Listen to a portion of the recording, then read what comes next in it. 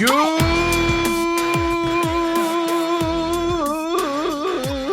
Tuesday morning. It's the main event. I'm your humble host, Stephen McCollum, and hopefully you guys aren't cleaning up too much storm damage today. We didn't get much out at the house. A lot of lightning, a lot of wind. That's it. I heard this area got hit pretty hard in the West Valley. And this guy finally made it into work, dodging trees left and right, coming down his mountain tide, waving to Charles Barkley on his mansion there on the mountain as well. You know him as 17-year NFL veteran, 3-time Super Bowl champion for your Dallas Cowboys. Dale Hellestrae, everybody. Good morning, Stephen. How are you? I just kind of floated down the 51, from all that rain, the drainage, and it was kind of weird last night where we lived. It's about 3 o'clock. You wake up to all of a sudden the lights kind of shiny, the sky's kind of shining, and they're like bang, and then you don't hear anything, and then all of a sudden.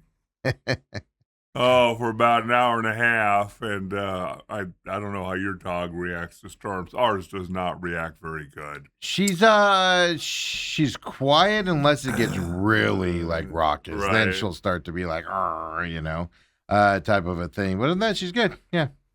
But your dog's older. Got to protect Brooke. This dog knows you. Well, we thought because it's kind of going deaf. Mila is her name. And for some reason, that deafness takes a back seat when there's a storm coming. Well, more threatening. Heightened. The other spidey senses are heightened. It's about the only time that she really likes to come to me. So that kept us up. Lacked a little sleep last night. Really? Yes. So I slept like a baby. I don't think I asked you, but I'm glad you did. I'm just telling you, slept like a baby. But you're in the house by yourself, right? I know. Ethan was there. Ireland was there last night. I thought you said the dog was there and everything. Yeah, no, I was I good. said Ethan was with Mom. So. No. I mean, I see how tough you guys are here in our studios. You lock the door now. Yeah, Wow. Apparently, when I walked in this morning, I locked the door behind me. So Dale had to knock to come in today. I turned around and looked again to make sure your car was out there. Dale's like, is that Steve's car? I don't know. Just habit, I guess. I don't use doors very often because I go into my house like through the garage, so I don't have to worry about that stuff. And then they redid my street yesterday, so I had to park down the street from my house when we got home yesterday. Oh. I had to walk like 3 houses to get to the car, to get back to the house, and I had to walk 3 houses out to go get my daughter from school. Then we had to park and walk 3 houses back in, and then she had an appointment last night, so we had to walk 3 houses down. You know what I noticed, though? Is you said that they saved the Homeowner Association president for last.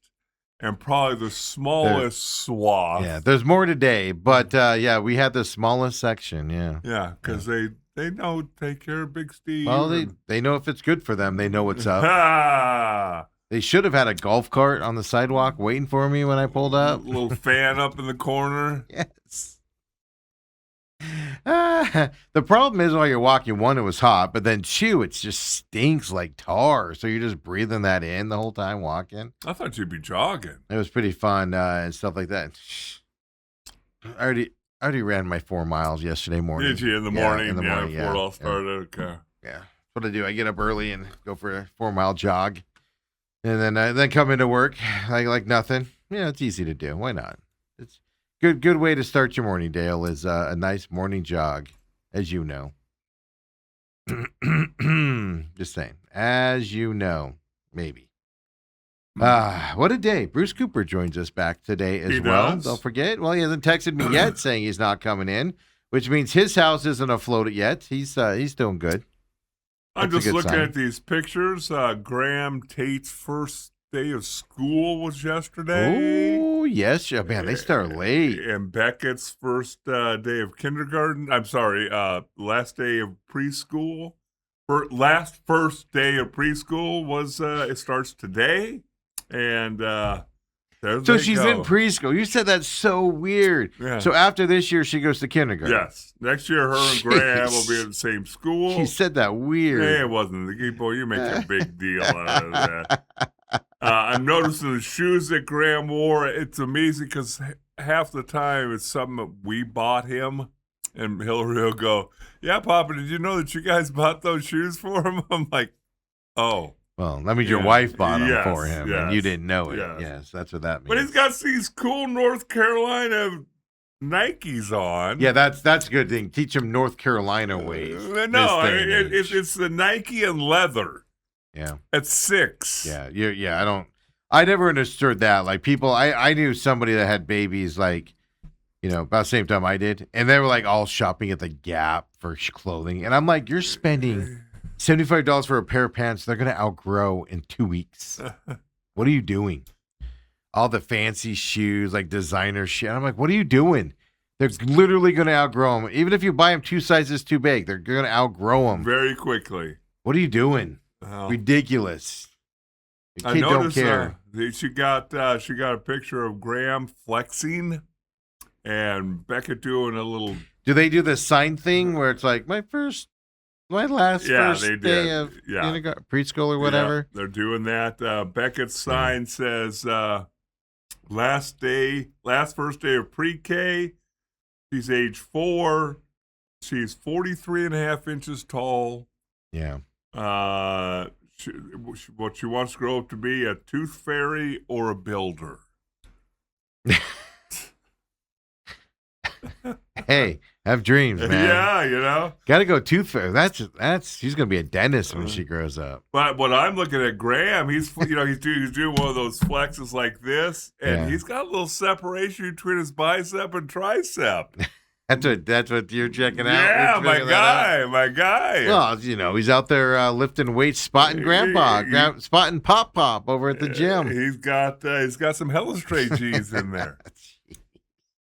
What does he want to be when he grows up? He doesn't have a sign. If we've got tooth fairy as an occupation, I don't know why that just hit me as funny when you said that. Robert says Sunday night was worse on the northwest side of the valley.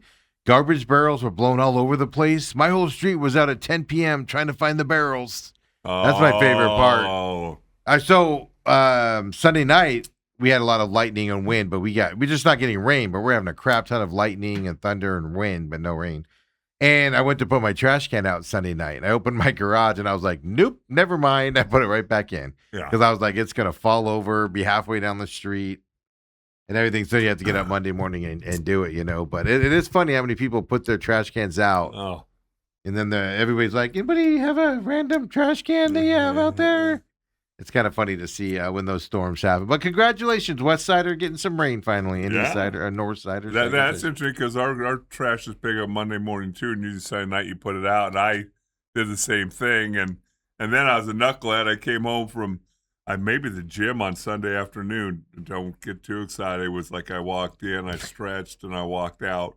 I was gonna say, you drove there and you hit the ice cream shop in the parking lot? Wow. Mentally, I'm just tired. Anyway, come home. It's hot, so I cracked the windows. Ooh. Didn't realize it was starting to rain when I walked out to put the garbage in. I'm like, oh, thank goodness I walked out because they were cracked about yay much. Just enough rain and dirt to get in that bad boy, dust covered. Yeah. So just in the nick of time. Feels like I'm saved. I did it. So hopefully y'all had a good Monday afternoon and everything after the weekend yesterday. It's good times, man. Good times out there. Steve, the way things are going, I say phooey on wild card standings. Phooey on wild card standings. Well, call it, Dale. Call it. I think we're on NL West Division champion watch from now on. I'm letting you do this one. You break this down because this is the dumbest take I've ever heard in my life. Really? They're 7.5 games back still. But by the way, you poo-pooed. Oh well, the Dodgers are. The Dodgers lost another one last night. They actually won. Oh last night, I saw that. Yeah, I saw that. I was just giving you a hard time. But I think I was giving you a hard time before the show at the Dodgers because you're all hyping up the Diamondbacks to win this division now. I'm letting you hang on. 8 games over 500, Steve. Great. Yeah. Yeah. And the Dodgers are 71-48, Dale. They're a 7.5 long way games, They're 2-8 in the last 10. Yes. And you are 6-4 in the last 10, and you're still back by 7.5 games. Right. But go ahead, call an NL West championship. No. I'm saying just keep a little eye. Just keep a little eye on that race as we put up standings day after day and things after keep that. Keep an eye on that race. Quit looking down. Look up, Steve. Look up. Chase. Love the optimism. Not the dumbest take I've heard today, but it's pretty close. And it's still early, folks. Wow. Well, what did Ethan say earlier? No, some dude on Twitter. Some loudmouth guy on that reports on 2A and 3A football. Already this morning. He's a moron. Really? Yeah. Well, I saw his stuff over the weekend. I don't follow him. He just pops up on my feed, but it popped up this morning. And I just responded with, you write like a child. Really? Yeah, and he got all mad with these 18 non-punctuated paragraphs and stuff like that. And I just like, oh my God. Was he taking a shot at your favorite coach? He was taking he always takes a shot at SCA. Does he? Yeah, always, Okay. Yeah. I didn't. Speaking of which, Mike Sheehan joins us tomorrow, Dale. Does he really? Yeah. I mean, I don't care. Take a shot at SCA, and I don't care. Yeah, I think you get your feelings hurt more than I don't care. It's just be factual about it. Quit being. Now today he told me he's a satire site. I'm like, no, you're not. No, you're not. Dale, he wants to come on the show. Maybe we should let him on the show. Why? A satire site. First of all, using words like that in the sports realm. That's the thing. He claims he's the number one high school, small school affiliate. Oh. You can't proclaim to be a guy that reports on small schools and then call yourself a satire site. First of all, that's not how this works. And pick something else other than small school. Well, that's the other thing. Well, it's because everybody else ignores them. But that's the thing. Like, I'm an opinion host. That's what I do. It's what I do. It's what I've always done. I am not a journalistic person at all. I hear things. I tell you guys, I'm hearing this. Like I told you, Jacoby Brissett, I'm hearing 15 million. I was one of the first people to come out and say, I'm hearing 15 million. But I didn't break it. I didn't come out and say, this is what you're getting. I told you guys, I'm hearing this, blah, blah, blah. Do what you want with it after that. Because I don't do that type of stuff. I'm just an opinion host. All I do, and we live with it and move on. Right. You can't be the number one small sports affiliate and then also be a satire site. No, what? Those two seem to be mutually exclusive. And I don't care. Say what you want. Bad. Like I said, I like Mike Sheehan. You guys know that. I like SCA. It's a fun school to root for. Even before they were winning, is a fun team to root for. Nice people there, stuff like that. But there's other 2A schools I really respect. Santan Charter and Pima, for instance. I learned last year to really not St. John. Is it St. John's? No, I can't remember who SCA played on that rainy game over there in the North Valley. No, they were down south. It was a Park or Benson or whatever. I really learned to respect those coaches and stuff like that. There's a lot of coaches I respect and like and stuff. And I don't care if people bash them. I have no dog in that fight. Just be factually accurate when you bash them. That's all. That's the only thing that drives me nuts. Well, and that's the only thing that drives me nuts. Is just be factually accurate. But then again, that's the way I do things. I'll bash something, and I'll tell you why I'm bashing them. Whether you agree with me or not, I'm going to tell you why I think the way I think. But I'm not making stuff up with 80-man rosters and stuff like that. Why are you bashing 2A football? That's issue number 2. He went after kids. Yeah, and you start. I don't know if he named names or no, not. He didn't. But it's very clear that who he's talking about. Yeah, it's very clear. He didn't even say SCA in the tweet, but you know exactly who he's referring to. It's a school located on Tatum and Acoma. They won 3 championships in a row. Right next to Taco Boys and the turf on Tatum. But I'm not saying who it is. Yeah, and it's just like, dude, I don't get, I don't like that aspect of it. And that's what I'm calling out. It's like, I don't like that aspect. Say, so you don't like SCA, who cares? You don't think SCA is doing the thing. You don't think, but SCA never asked the AIA to keep them at 2A. They just weren't moved up. and stuff to that effect, and to go after him on that just drives me nuts when it's not factual and stuff like that. And to me, I mean, in my opinion on it, Santa and Charter's an easier target than SCA ever is. The difference is SCA's won, championships, and Santa and Charter. But Santa and Charter's a good school. The coaching staff's amazing down there. They do a good job and stuff to that effect. One of the coaches got a little snippy with me. Was it 2 years ago? Yeah. On the opening game. Oh, no, it was the first round of the playoffs last year. Got a little snippy with me coming out of the locker room when he saw me. But I don't care. I didn't go bash. I made fun of him for doing that to me because I'm like, dude, I'm just a dude standing here. What are you doing? Let it go. Let it go. Let it go. But I respect those guys. But say what you want. But just attacking, that's where I'm like, dude, you don't say what you want about the coaches, whatever. But don't attack the kids at that level. Yes. It's 6A level. There's a limit of going after them if they don't perform on their job because they could be Division I prospects and things to that. But don't take it personal. Don't do all that stuff. I mean, to say some of these kids are only at SCA, because they came down to SCA just to win because they couldn't win elsewhere. It just disgusts me. Disgusts me when you start to do that stuff.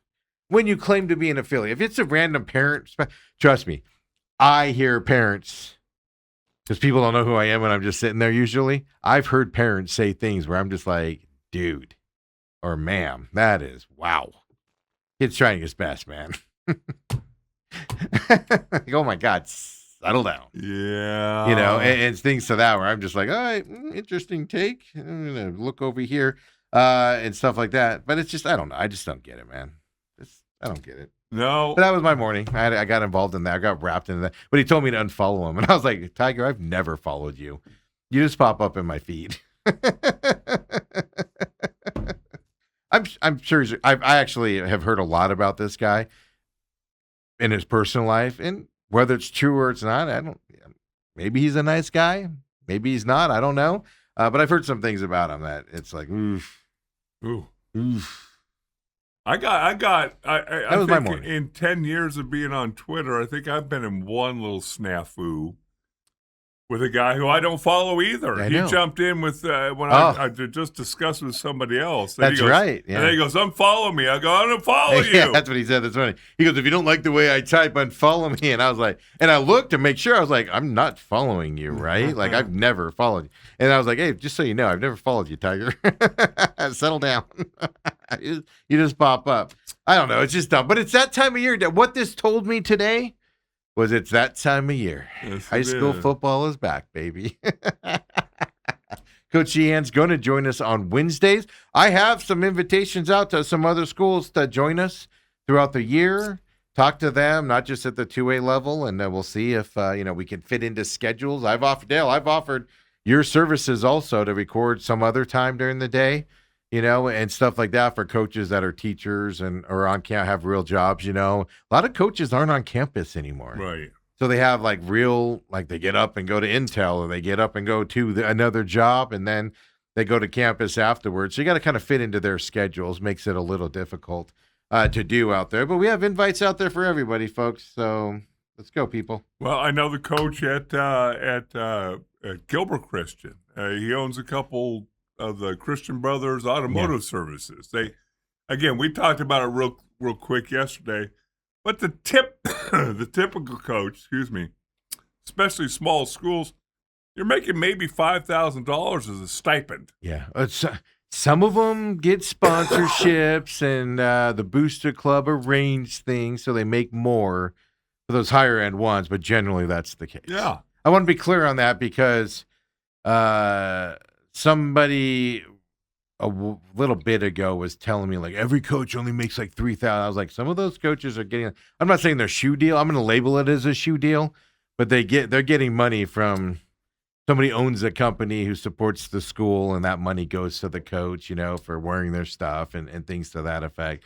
So there's a way to make extra money, but that only happens on these big time schools. Yeah, it's usually the 6A and if maybe a smattering of 5A teams. You get down to 3A, 2A. Those are far. Well, you know that. I mean, you used to I almost retired from everything else. Yeah, you used to take me to Steak 44 on a random night just with your stipend, and that was you're like this. This is I got to spend my stipend somewhere. I got paid on Friday. Steve, you want to go? He was like, whatever you want. Yeah, it is amazing that how it goes, but it's changing. It is an amazing thing to see. But all that tells me is, regardless of the nonsense out there, I'm just more of a just sit back and enjoy the high school experience. Like, I get it. Like, it's a big time deal. It's big to the students. It's big to the coaches. It's their world. But in my eyes, man, just enjoy it. And whatever happens, happens. Kids are going to make mistakes. Kids are going to screw up.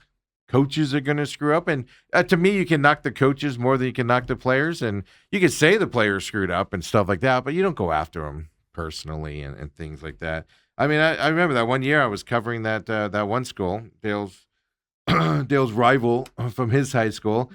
And just one of the parents there was just going after a guy on the team. And I was just sitting there just amazed. Like, then I found out it was her kid that was behind this kid. And I was just like, man, that's even worse. Right. What are you doing? What are you doing? I don't get it. But it's high school's back now. Sheehan starting tomorrow, 9 a.m. here as well. They scrimmage tomorrow night, kind of tell you their schedule. They have a scrimmage tomorrow night. First game at Pima next Friday. At Pima. So they're starting off with a long drive to begin their season. Yes. On a Friday night this year as well. I know a lot of schools like Queen Creek gets kicked off next Thursday night, so a lot of Thursday night games starting up, coming here as well, and everybody's watching that Chandler corridor, Basha, Chandler High School, and of course Hamilton down there. Everybody's saying champions coming from that area right there. Right. Centennial. Down this year. If you don't know, a lot of stuff happening in that Peoria school district right now. Yes. Yes, it is. It'd be interesting to see how the West Side reacts with all the controversy and stuff happening in those areas. Well, as we get into next week, I think everybody that plays for SCA or is involved in SCA will be watching the weather. As that seems like the last couple seasons. No, it doesn't seem like last three, Dale. Right. All three of the championship years began with weather. Like, last year it didn't get split into two games because Pima was like, we ain't coming back. Right. So I waited it out. I got home at like midnight or something ridiculous. And it ended up being a blowout type of a game. So you were just like, running clock, let's go. Let's get this thing over. And it ended like at 11:30 or something. So much so that some of the neighbors complained about the lights being on too late. Yeah. And they had to turn the scoreboard down. They had to turn the scoreboard volume down during this season because they were complaining this new scoreboard was too loud. And then previously it opened up against Santan my last couple years there. One time we started off on a Thursday, had to go back on a Friday. That was the one at Santan, so you guys had to travel. Yeah. And then the next year they had to travel Friday and Thursday and Friday as well, back up to Pima as well. So which I know doesn't sound like a lot, but that's 40-minute drive, with school abilities, cars, vehicles. I mean, kids had to break dates on Friday night to go finish playing football. Sorry, coach, I have a date. I can't make it tomorrow night. Yeah, I said she won't let me play Friday night because I told her since I played Thursday, I'd be there on Friday. Yeah, that'll be interesting because right now it's on my schedule to drive to Pima to watch that game. Really? For me, it's like an hour and 20-minute drive. It's not that bad. It's not that much farther than me driving to SCA, to be honest with you. Not that much farther. For the school, it's like 2.5 hours. For me, it's a lot easier. Through the mountains out there. It's if you don't know, it's out by Globe, Miami, that type of area is where Pima is out there and everything. But I'll be watching the weather because I don't want to get out there. Yeah. 2 drives out to Pima? I'll do one. I won't do 2. Friday night, because then they'd have to play Saturday, and not doing that. No, Saturday's already booked. Yeah, I'm busy. I got to do my hair. That's my doctor's appointment. I'll tell you guys about coming up. Is that following Saturday, Dale? I'll be all nervous, it's on a Saturday. Yeah, Saturday Okay. at 4:30 p.m. is when I got to do this thing. I'll tell you all about what I got coming up in my life. It's pretty funny. As of now, I'm healthy. We'll find out after this test what's wrong with me. I'll tell you about that coming up next week, probably, as we deal with that as well. Actually, no, that's a couple weeks out. We're still, God, it's the 11th of the month. Never mind, that's 2 weeks out still, so I'm still good on that. So it won't be that next Saturday. Okay. ASU even starts late this year. I hear thunder outside right now. It's still thundering. Is it? I don't know, I just heard that or somebody's bowling behind me here because I can hear it rolling out there and everything. But Dale, it's just a fun time of year. Yes, ASU, it is. U of A. We got NBA talk. NBA season schedule starting to come out for the opening night, Christmas night. Checking that out. How many times are we going to have to watch the 76ers? Well, folks, let me tell you now, every time.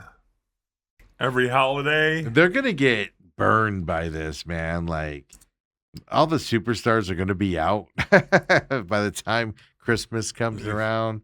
They're going to be injured and sitting out of the game and stuff like that. They're going to get burned by this Can't deal. you see that? LeBron taking a rest night and then Embiid out for 6 weeks. And I'm just waiting for it to happen. But we have opening night, Christmas night as well. Major League Baseball talk, of course. Soroka returned last night. Tonight, again, look, it's the Rockies. And you kept Jake McCarthy to nothing last night, which is what you have to ask for when you play the Rockies and stuff like that. I got Josh Sweat updates for you guys. Cardinals depth chart is basically the same as it was last week that they came out with yesterday. Hall of Fame ratings, Dale, as well. We'll talk to Bruce Cooper about Larry's enshrinement and all of that. But, Dale, did you see Monty Ossenfort said the goal is the playoffs for your Arizona Cardinals? Just silence. well, I'm always twisted in situations like this. Like, what's he supposed to say? He has to say that, You right? know, our whole goal and our whole setup for this offseason was to try to win one more game than we did last year. But there's a way to say it. Like, we expect improvement in our team this year. We have a lot of talent. We expect improvement, and we expect to be in the conversation to get into the playoffs. Like, that's fine. But when you come out and say, oh, no, our expectation is playoffs this year, you're setting an unrealistic expectation when you do that. I get it. I get it. That's his job to do it.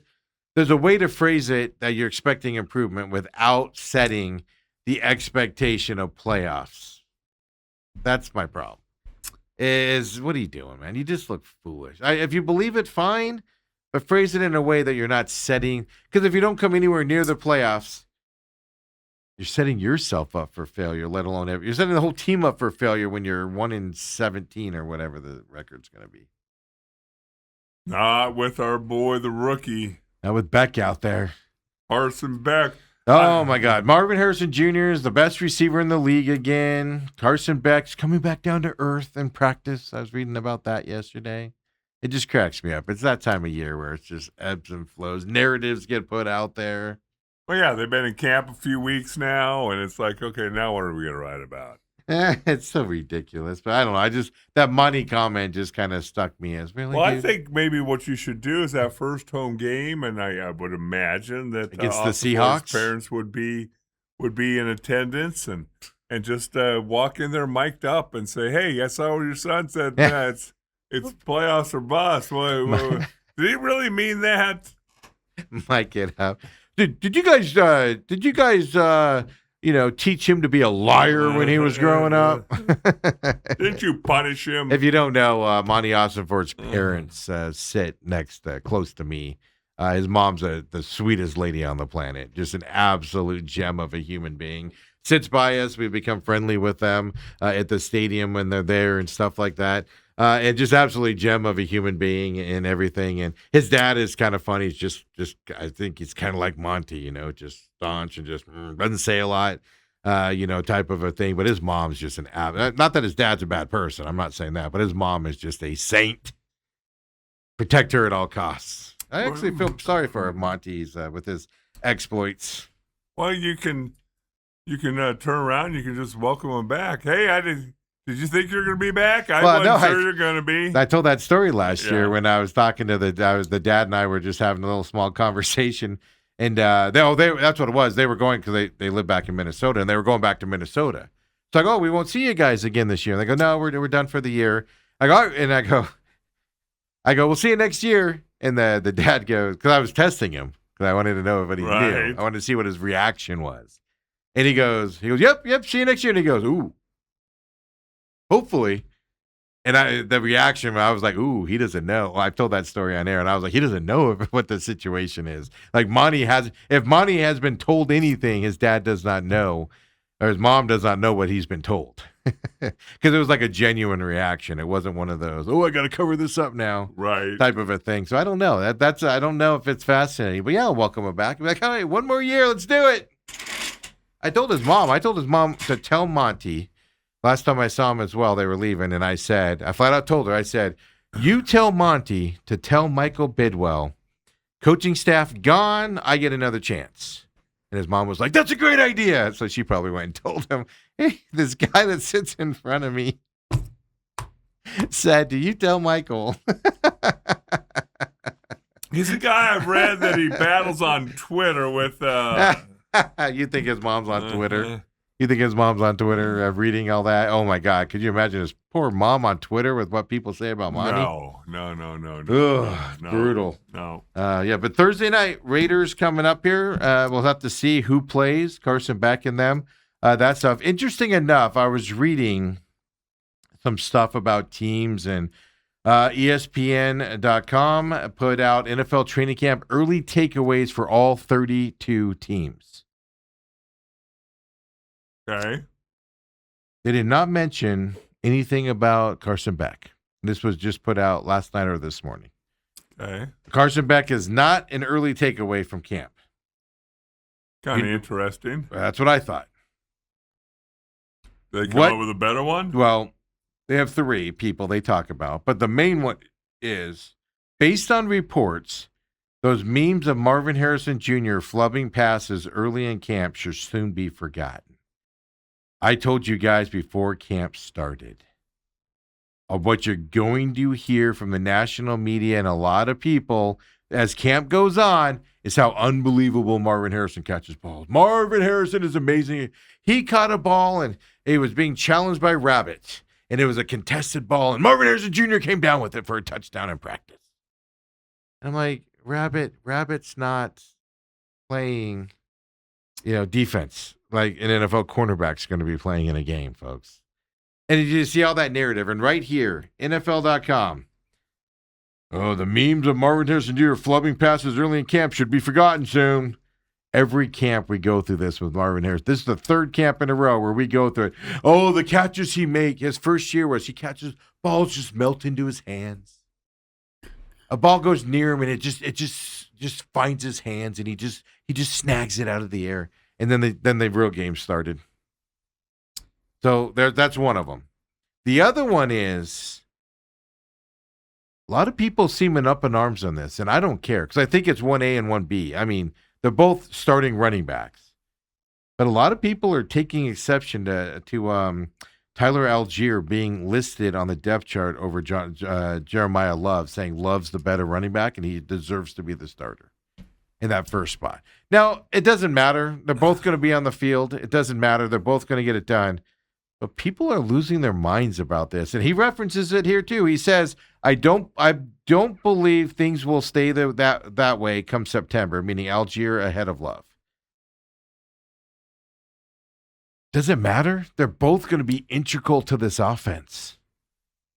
But people are losing their minds about Love being number 2. I don't understand it.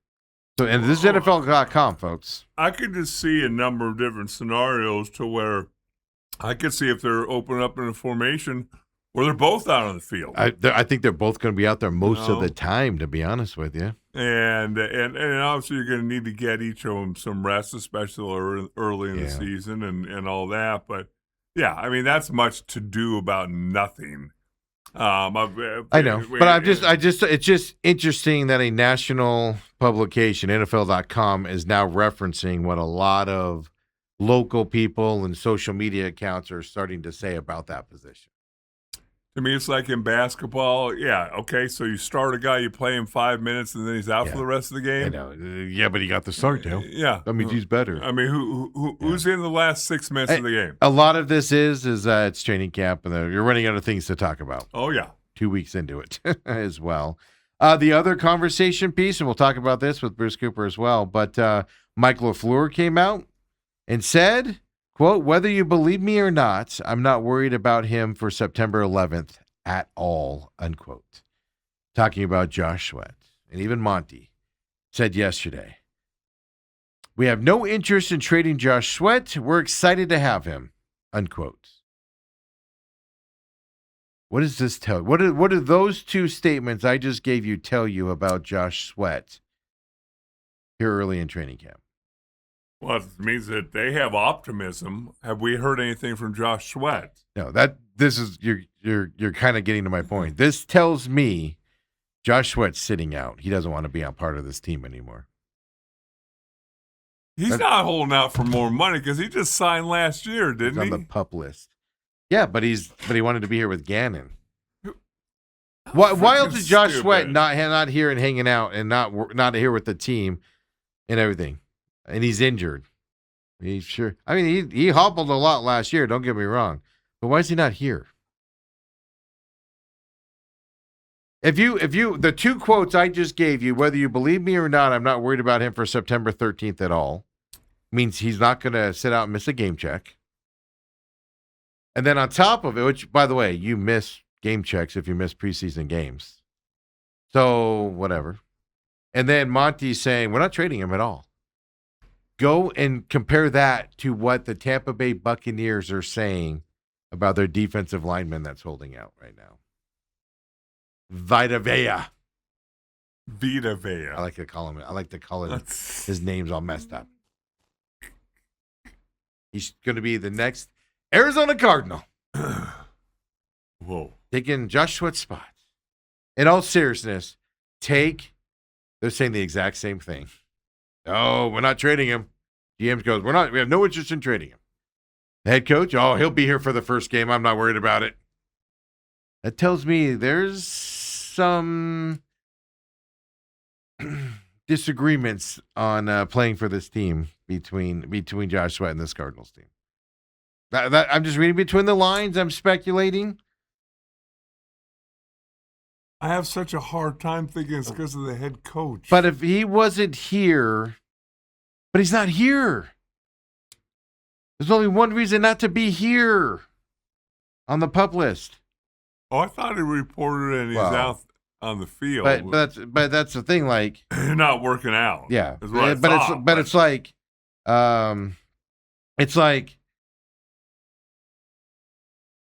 where's he at? Right. That's what I'm getting at. Where's he at? Just saying. There's something going on in the background. He won't miss a game. He won't miss a regular season game check. So he will be there. But there's some disagreements going on behind the scenes, is what I'm reading by all of this. Well, if it's just he wants to play for Jonathan Gannon, I don't understand it. Is he really holding? Does the power play for a little more money? Well, what is it about? Well, that's the thing. I mean, so that's what I want to be clear. That's what I'm saying. Like he is in camp, but he's not in camp. If you know what I'm saying. Like it's like hold in. There's only one reason to hold in.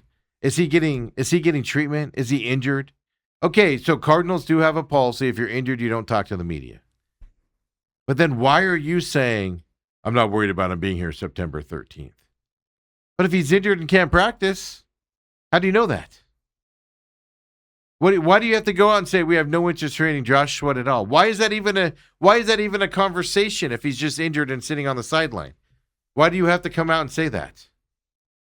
Because there's animosity or something going on behind the scenes while he's standing on the sidelines watching practice. It's just a weird thing to be going on with him. Yeah.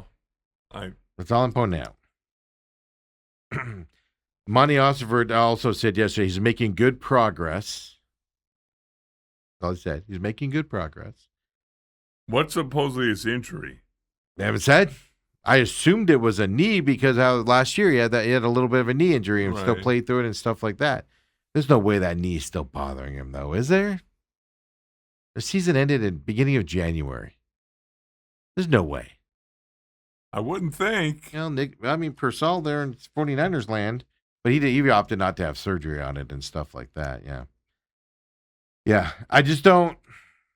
It's a weird situation going on is what I'm proposing to you out there. Unless he re-aggravated on that uneven weight floor. But it's just, I know there's trade rumors out there, but you just shut it. We have no interest in trading Josh Sweat. Shouldn't you come out with, no, Josh Sweat's part of this team. He's rehabilitating. He'll be here to start the season. We're behind him 100% on it, and he's part of this team moving forward. To come out and have to be all, we have no interest in trading him, tells you somebody got to somebody and said he wants to trade. It's the Cardinals. Then did you see the update on this Steve Keim situation? He's officially lawyered up. He's telling media people that reached out to him. He's lawyered up here on the scam deal that's out there. And, hey, he's confident in his case. First of all, you're usually confident in your case. You always put that out there. And look, he should lawyer up because these are serious charges of scamming and ripping off NFL players and stuff like that. 100%. But what are the charges against him? If the other guy was scamming everybody and you had nothing to do with it, you still have to lawyer up. And stuff to that. It doesn't look good when you work for Clutch Sports. I just have a feeling this ain't gonna end well. This ain't gonna end well, man. Although I did see where D-Hop deleted his tweet. Well, because a lot of people said this yesterday, and I was thinking it as well. Like, how can you, like, samples are done. Like, they'll get you at a restaurant or something, and like nobody can touch it. Like Steve Keim's not, let me see that sample and putting drops of other stuff in it and things like that. But I mean, that was just a weird deal. Yeah. But the bigger thing here is he was ripping off Jalen Carter, was a bunch of Eagles players are noted to have lost money to that other guy and stuff like that. But like I said, this is a guy in Steve Keim. Because I listed just things that Steve Keim did. I listed them yesterday, right? The DUI, the suspension. I didn't even mention it. The burner phone so we could still be in touch with everybody and run the offense, right? Like, I didn't even mention that yesterday. Like, if you go back, there's always shadiness with Steve Keim everywhere he has been with the Cardinals. There's some shady fact. He comes back and he has to leave because of mental issues and stuff like that instead of getting fired. And then he just quietly goes away. There's just always something shady about the guy. I don't get it. Michael Bidwell, man, do better background checks, my man. Whoever's doing your background checks on people you're hiring, Or maybe he did have a good background once he got here. Well, because McDonough, say what you want about that McDonough story. He was a raging alcoholic and, stuff to that effect. Like, it's just like, what? What's that? Do you have to be a raging alcoholic to work for Michael Bidwell? That's the question, folks. Allegedly. Allegedly. Somehow get through those 3-win seasons. I don't know. I know a guy who's not a raging alcoholic who is high on them each and every year. You gonna throw him under the bus right now? I know a guy. Yeah, coming up, folks. Bruce Cooper's joining the program. Come on back.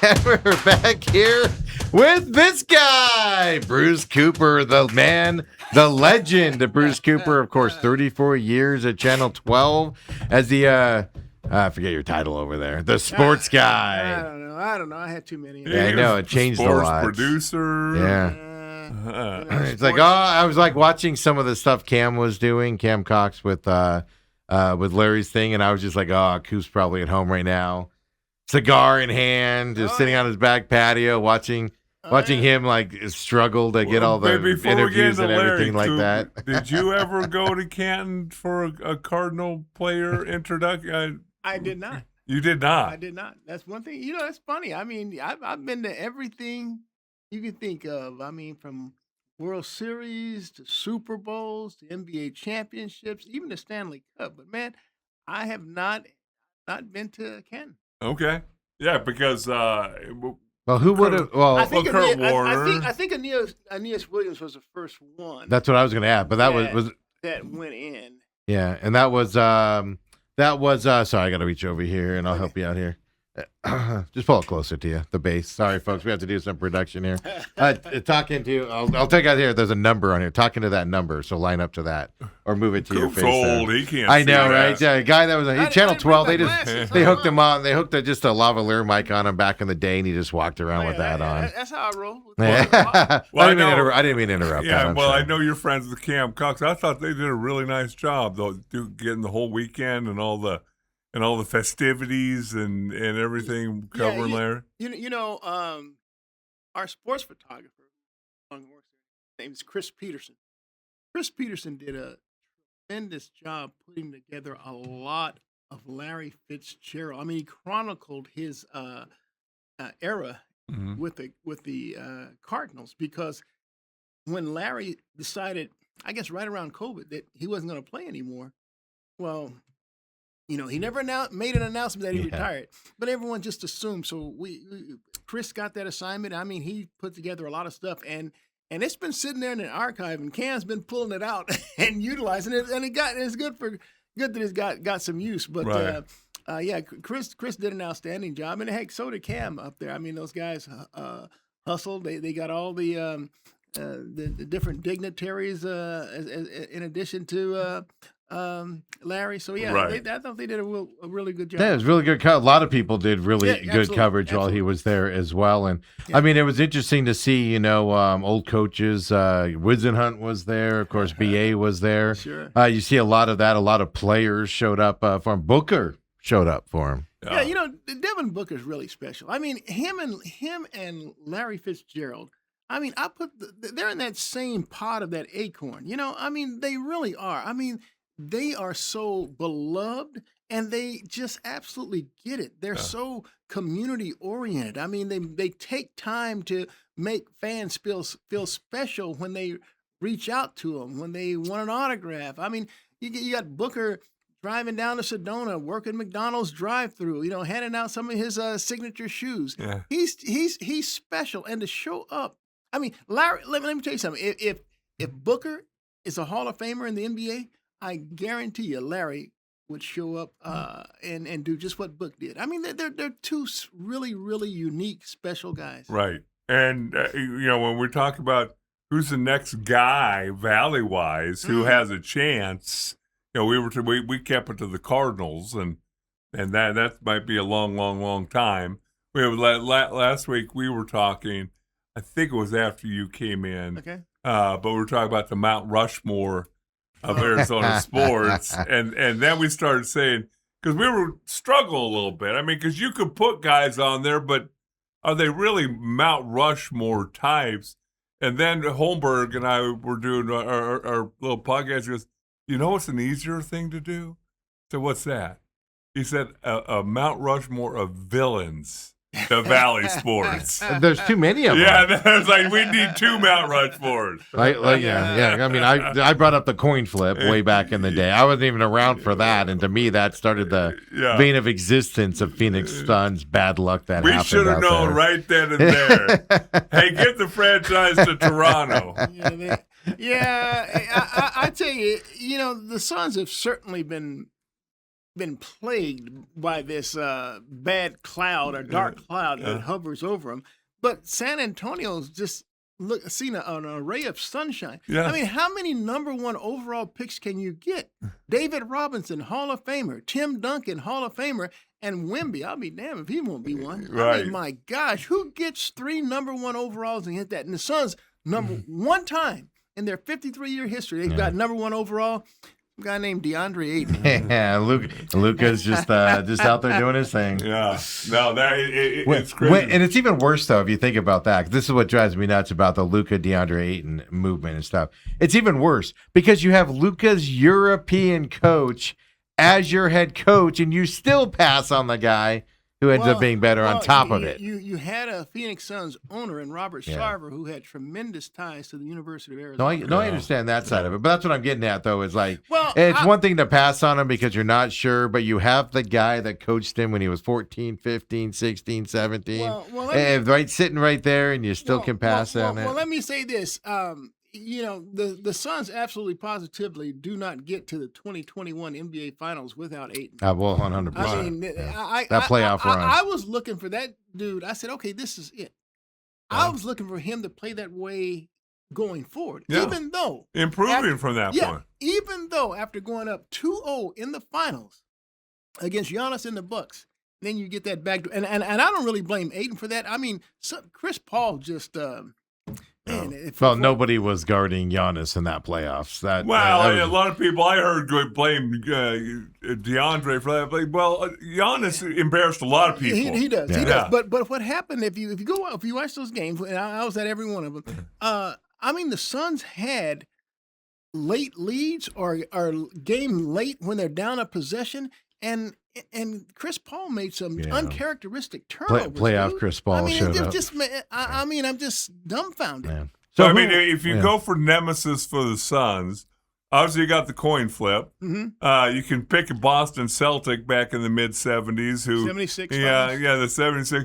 You can go John Paxson.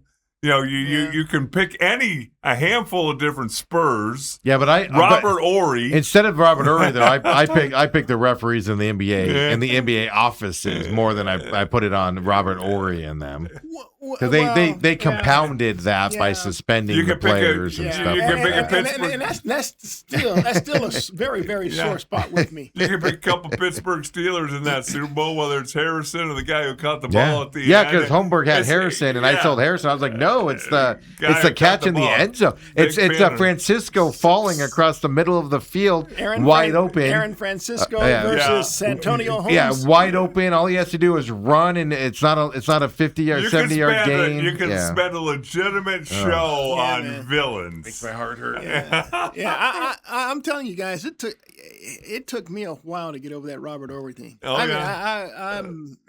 No.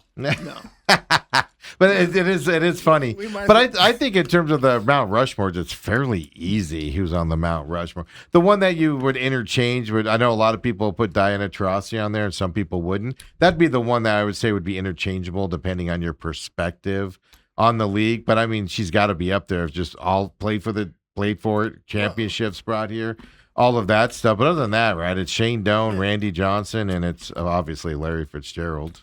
Well, look, you can't substitute those three. You can also interchange Barkley and Booker there. But I tell you what, but that's what I'm getting at. You have three definites, and then depending on your perspective, you can argue. The fact that you mentioned Diana Taurasi, I mean, I can't get this WNBA out of my head. My God. I mean, what the heck is going on there?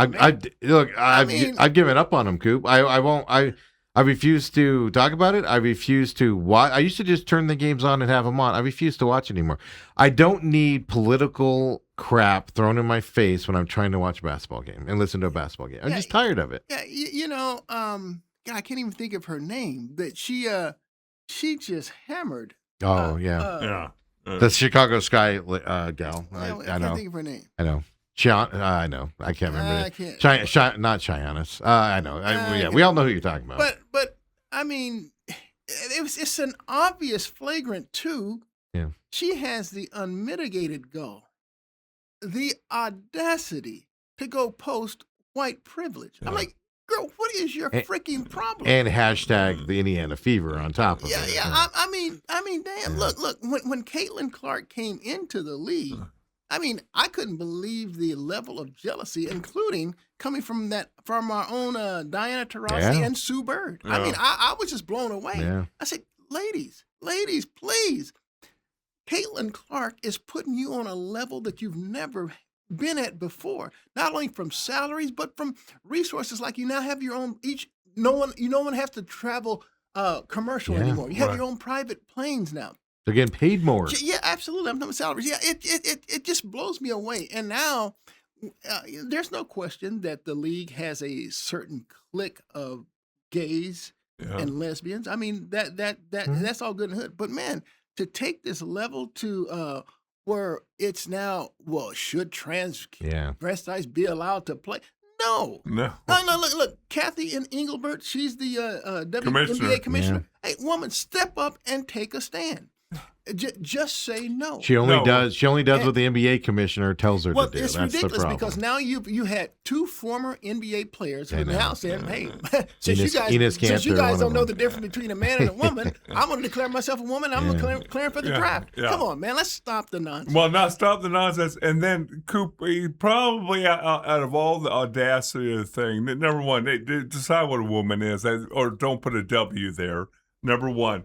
But number two, the Indiana Fever coach, after that flagrant foul, has stood up for the other girl. Yeah.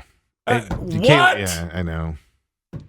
How does Caitlin Clark even look her in the face? She didn't. She put her hands over her ears and face and kind of hid. Hey, man, I think I told you guys this story before because but I felt bad and I felt stupid for asking it. But, I can't remember the Suns player's name, but he clotheslined Kobe. Mm-hmm. I mean, Raja Bell.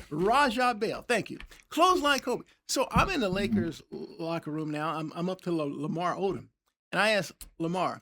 I said, Lamar, did you think that was a dirty hit by Raja on it and on Kobe? And he just looked at me. I mean, it was probably really literally only 5 seconds, but it felt like a minute. Yeah. I mean, and I'm just like, holy crap. He says, did you see the play? He said, what did you think? He said, come on, man. And he's right. He's right. I should not have asked that question. Right. I should have phrased it another way. Give me your thoughts or something like that. But I shouldn't ask him if he thought it was a dirty play. It was clearly a dirty play. That was a dirty play. The gal laid. And for her, the coach to think it's just a basketball a hard foul. I will say this: the WNBA allows those types of fouls, and people get kicked out for them all the time in the WNBA. So it's allowed to happen. It's the extracurricular BS that happens is what's turning you off from the league. I don't need to see a coach with. I don't care what your beliefs are on trans rights or what. I just don't care. Have your own beliefs. But then have a coach sitting on the sideline with Trans Kids Matter shirts on when you're trying to watch a basketball game. When you're watching the basketball game and all of a sudden you get distracted because then it becomes, white privilege conversations and stuff. I'm not watching. If I want to watch that, I'm turning into some CNN or whatever to watch that stuff. I want to watch basketball. I want to see all that. And it drives me nuts. I've turned against the WNBA where I'm not interested. It's ridiculous. Just play basketball. Shut up, play basketball. Do your stuff that you're going to do on the side like everybody does. NBA does their outside, stuff, etc. Do all that stuff. But dear God, leave it to the basketball court. You're ruining the league. It is an amazing thing. It's like they're just self-sabotaging it. Well, I hate to go back to the commissioner, Engelhart. She's weak. I mean, but she saw the play. You can't come back and say, hey, we're going to review it, and then we're going to talk about it with the players. So, no. Yeah, right. Come out and say that, say what it is. Yeah. That was an egregious play. It was a dirty play, and she deserved to be kicked out with a flagrant 2. And I'm very disappointed that she played that white privilege card. I mean, just go ahead and say it. Right. Go ahead and say it. That's going to show everybody's afraid of... It's going to show strong leadership. No, that's come on. Yeah. I think everybody's afraid of stepping on somebody's toes. That's exactly what it is. And if you go back to what the pretty blonde, I just say she played for the Mercury. Sophie Cunningham. What she said, if you listen to what she said, she said, I love all people. I just don't believe boys should be in a girl's locker room. Absolutely. And Sophie's the one that got closed by this gal. Yeah. But Absolutely. If I'm the head coach, if I'm the WNBA commissioner, I echo it. I'm not going to sit there and say, well, I'm gonna him and her. Well, I mean, how do you define a man and a woman? Please stop it. You know Well, that's what I mean. Like that, it shouldn't even go to that. I look at it like when Colin Kaepernick was taking the knee. A lot of outside buzz about that noise. Should he do it? Should he not do it? Etc. And that stuff. But it never crossed that line into like it went into the political stuff, but not the line of turning you off necessarily. I know some people were, and it's just like this, like you said, it's just like they want to please everybody out there. And instead, it just makes everybody just be disgusted by it and move on. And I just hate it for the league. Yeah, because they're literally self-sabotaging themselves. The commissioners showing weakness. The coaches are showing weakness. I'm not putting any of this on the players, by the way. I am. That's ridiculous. I'm talking about on the court play because they do those fouls in the WNBA Steve, all the time. That's the whole point. All of this riffraff off the court is taking away what they do on the play on the court. Point, yeah. I mean, shoot, the WNBA has been starving for eyes and publicity for forever. So now Caitlin Clark comes in, and now all these arenas are sold out. You have to move from your venue to the NBA venues to accommodate the crowd. And now you allowed one off-the-court issue after another to pile up, and it's taken away from the play on the court. I mean, my God. I go to social media, and I'm like, hey, what happened? Like, how are the Lynx doing? You know, the Sparks. Adding Kelsey Plum to the Mercury is, if you have not seen highlights at a minimum of Kelsey Plum, adding a 5-time All-Star, she looks dominant on that court playing for the Mercury. She has, and obviously she went out last game. You talk about so you're saying that, but you know that you don't see any of that because when you go to your social media feed, it's all about this extra stuff, stuff that I can go to CNN and watch if I want to, or something to that effect. And now it's folded into the WNBA where you're not seeing the highlights, you're not seeing the positive play. Kelsey Plum said the greatest thing last week when they interviewed her. She said this season is setting up for the end of this season because the Mercury aren't good this year. It's setting up for next season and beyond. Great comment from her on she's going to re-sign here and everything to that effect. All got buried because of all this extra crap out there. And it's just stupid. It makes me angry, and I don't want to pay attention to it while they're doing all this other stuff out there, you know? Yeah. Look, we're No, I'm angry. We're not even talking about the play on the court for the WNBA. Well, that's the argument. Nobody is these days. Clay Travis is all about men playing, all this stuff. Enos Cantor, Fox News. I saw a clip yesterday where their hosts are talking about the men wanting to, and it's just like, dear God, you're about to start your playoffs. You know when I compared it to, and I did this a couple weeks ago, Coop. Let's see what you think, and then we need to go to a break. I know we're at the top of the hour. It was Caitlin Clark coming in. Mm-hmm. Whether you like her or you don't as a player, nothing but good things happened for you. A lot like when Tiger Woods came on the scene. Now, there's a whole lot of other stuff that was going into that, the race car and all those things. But once the players realized, hey, we're all making more money. Yeah. We're all receiving benefit. They started worshiping the kid as he got going. Right. Absolutely. And you want to cash in on that cash cow. Yes. And so again, we're old enough to remember. Maybe not Steve is, but we're old enough to remember when Magic and Bird came into the league. Yes. I was too young. I mean, it was black versus white. It was East versus West. It was Celtics versus Lakers. The NBA promoted and played those cards to the hilt. The popularity of the league went up. And here's the great thing about it. There was no jealousy between Magic and Bird. They did commercials together. They loved each other. And so everyone embraced them. They loved each other. But you got Caitlin Clark coming in this league, and you have the league superstars like Diana Taurasi, like Sue Bird, who are jealous and won't accept her, won't embrace her. And now, if the WNBA was smart, I would have played that Angel Reese and Caitlin Clark deal, that black-white thing. It works. It would have played, but you needed them to be friends. You needed them to embrace each other. They do not like each other. And let me tell you something. It ain't like the guys, man. Well, that's a good way of putting it, too. And Bird and Magic, it took them a few years to start liking each other. They respected the hell out of each other. Sure. And they both said that along the way. But you're right, because back then, and you listen to Charles Barkley talk, who was the most important guys in the NBA history? Magic and Bird.